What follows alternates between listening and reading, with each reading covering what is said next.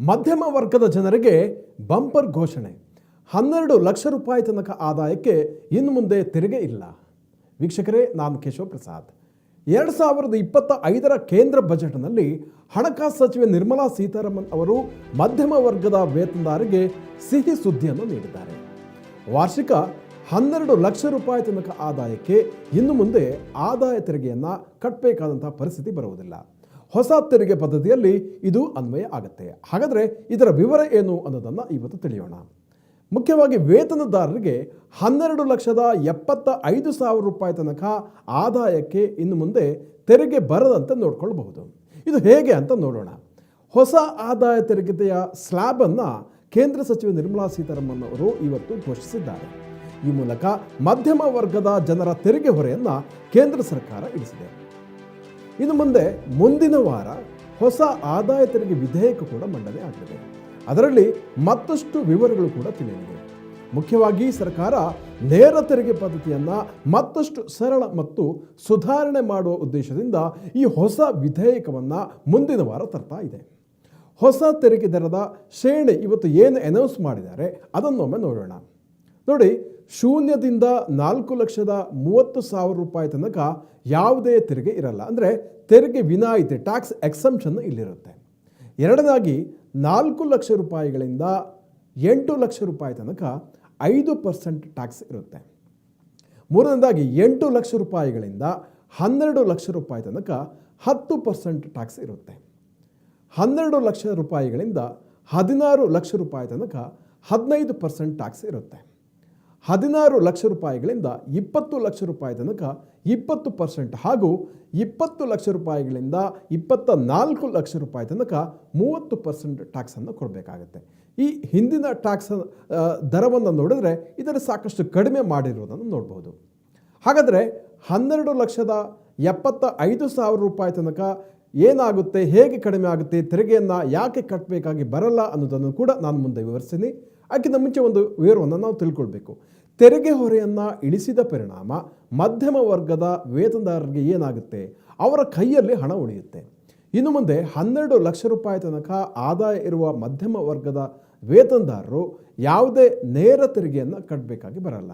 ಇದುವರೆಗೆ ಅವರು ನೇರ ತೆರಿಗೆ ಮತ್ತು ಪರೋಕ್ಷ ತೆರಿಗೆ ಅಂದರೆ GST ಅಂತ ಇದೆಯಲ್ಲ, ಅದನ್ನು ಕೂಡ ಕಟ್ಟಬೇಕಾಗಿ ಬರ್ತಾ ಇತ್ತು. ಹೀಗಾಗಿ ಕೈಯಲ್ಲಿ ಖರ್ಚಿಗೆ ದುಡ್ಡು ಉಳಿತಾ ಇರಲಿಲ್ಲ.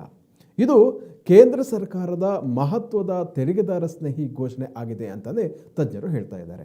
ತೆರಿಗೆ ಉಳಿತಾಯದ ಹಣದಿಂದ ಜನರು ಖರ್ಚುಗಳನ್ನು ಮಾಡಬಹುದು, ಅದನ್ನು ಎಲ್ಲೋ ಕಡೆ ಇನ್ವೆಸ್ಟ್ಮೆಂಟ್ ಮಾಡಬಹುದು. ಹೀಗಾಗಿ ಮತ್ತೆ ಅದು ಆರ್ಥಿಕ ಚಟುವಟಿಕೆ ಕೂಡ ಪುಷ್ಟಿಯನ್ನು ಕೊಡುತ್ತೆ. ಇನ್ನು ಸಣ್ಣ ತೆರಿಗೆದಾರರಿಗೆ ಬಾಡಿಗೆ ಮೇಲಿನ TDS ಮಿತಿಯನ್ನು ಕೂಡ ಈಗಿನ 2,40,000 ರೂಪಾಯಿಯಿಂದ 6 ಲಕ್ಷ ರೂಪಾಯಿಗೆ ಏರಿಸಲಾಗಿದೆ.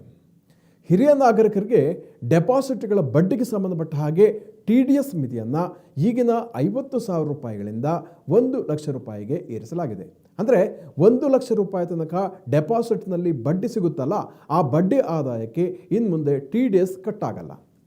ಇನ್ನು ಸ್ಟ್ಯಾಂಡರ್ಡ್ ಡಿಡಕ್ಷನ್ 75,000 ರೂಪಾಯಿ ಇರೋದ್ರಿಂದ ಒಟ್ಟು 12,75,000 ರೂಪಾಯಿ ತನಕ ಯಾವುದೇ ತೆರಿಗೆಯನ್ನು ಕಟ್ಟಬೇಕಾಗಿ ಬರಲ್ಲ.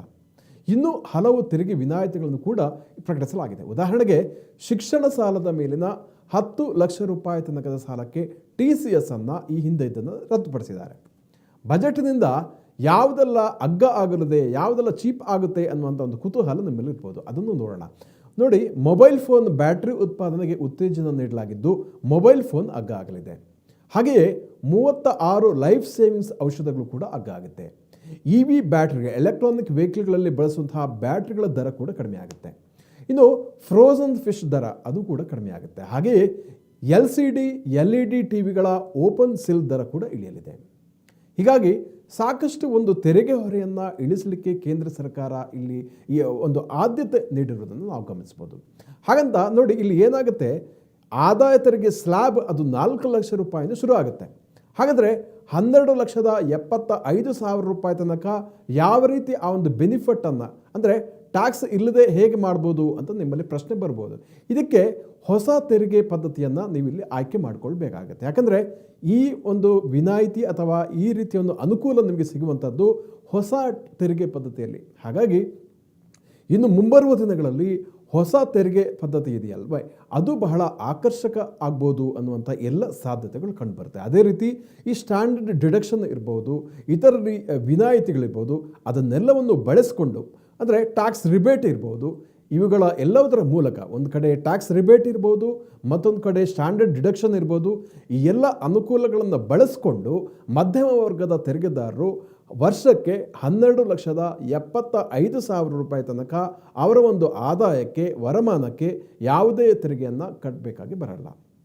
ಈ ಒಂದು ಅನುಕೂಲವನ್ನು ಮಧ್ಯಮ ವರ್ಗದ ಜನ ಪಡೆದಾಗ ಅವರ ಕೈಯಲ್ಲಿ ಒಂದಷ್ಟು ಹಣ ಉಳಿಯುತ್ತೆ. ಅದನ್ನು ಮತ್ತೆ ತಿರುಗಿ ಎಲ್ಲಾದರೂ ಇನ್ವೆಸ್ಟ್ಮೆಂಟ್ ಮಾಡ್ಬೋದು, ಖರ್ಚು ಮಾಡ್ಬೋದು. ಹೀಗಾಗಿ ಏನಾಗುತ್ತೆ ಅಂದರೆ ಆರ್ಥಿಕ ಚಟುವಟಿಕೆಗಳಲ್ಲಿ ಕನ್ಸಂಪ್ಷನ್ ಅಂದರೆ ಖರ್ಚು ವೆಚ್ಚಗಳು, ಈ ಎಕನಾಮಿಕ್ ಆಕ್ಟಿವಿಟೀಸ್ ಅದು ಇನ್ಕ್ರೀಸ್ ಆಗ್ತಾ ಹೋಗುತ್ತೆ. ಇದರಿಂದ ಪರೋಕ್ಷವಾಗಿ ಸರ್ಕಾರಕ್ಕೂ ಕೂಡ ಒಂದು ರೀತಿಯಲ್ಲಿ ಅನುಕೂಲ ಆಗುತ್ತೆ. ಜನರಿಗೂ ಕೂಡ ಅವರ ಕೈಯಲ್ಲಿ ಒಂದು ಹಣ ಉಳಿತಾಯ ಆದಾಗ ಅವ್ರಿಗೆ ಬೇಕಾದ ರೀತಿಯಲ್ಲಿ ಅದನ್ನು ಖರ್ಚು ಮಾಡ್ಬೋದು ಅಥವಾ ಇನ್ವೆಸ್ಟ್ ಮಾಡ್ಬೋದು. ಹೀಗಾಗಿ ಅವರ ಫೈನಾನ್ಷಿಯಲ್ ಫ್ರೀಡಮ್ಗೆ ಸಾಕಷ್ಟು ಉಪಯೋಗ ಆಗ್ಬೋದು ಅಂತ ತಜ್ಞರು ಹೇಳ್ತಾರೆ. ವೀಕ್ಷಕರೇ, ಇಂಥ ಮತ್ತಷ್ಟು ಉಪಯುಕ್ತ ವಿಡಿಯೋಗಳಿಗೋಸ್ಕರ ವಿಶ್ವವಾಣಿ TV ಯೂಟ್ಯೂಬ್ ಚಾನಲನ್ನು ವೀಕ್ಷಿಸಿ ಹಾಗೂ ಸಬ್ಸ್ಕ್ರೈಬ್ ಮಾಡಿ. ನಮಸ್ಕಾರ.